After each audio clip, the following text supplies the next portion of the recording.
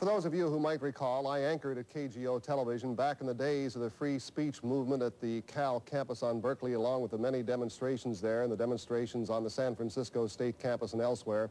Civil rights was also a very hot issue, as was politics, so we never had to go searching for news in those days. But you must remember that back in those days, we didn't have the modern technology that we have today. We didn't have the satellite to give us the instant news. We didn't have the videotape cameras that we can go out and cover the stories. Back in those days, we went out and shot the story on film. The film then had to be processed and edited before it went on the air. Now, these students at Cal at Berkeley knew if they staged their demonstrations at least 4 o'clock in the afternoon, they would make the 6 o'clock news, and normally they would. But in most cases, that film would arrive late back in our studios, so we would put it on the air unedited.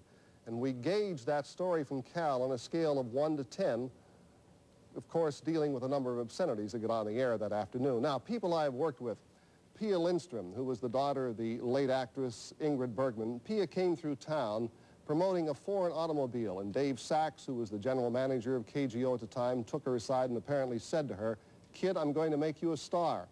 Well, the next thing we knew, Pia was on the repertorial staff, but believe me, she turned out to be one of the most professional reporters I have ever worked with. And later on, Pia and I anchored the 11 o'clock news together. Bud Foster, probably the outstanding sportscaster in the Bay Area at the time. There wasn't anything that Bud didn't know about sports. Now, before I leave you this evening, I want to show you something, a picture from my old days at KGO. You'll notice the famous Circle 7 up there. In those days, they were calling it Newsbeat. I'm the one in the center. Now, you might recognize that man on my right, the right of the screen there, I should say.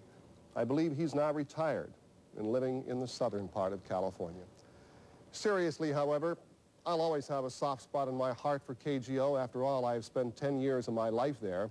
As a matter of fact, my wife and I return to the Bay Area at least once every year to visit friends and admire your beautiful city. So, happy birthday, KGO, on your 40th anniversary. May you have many, many more.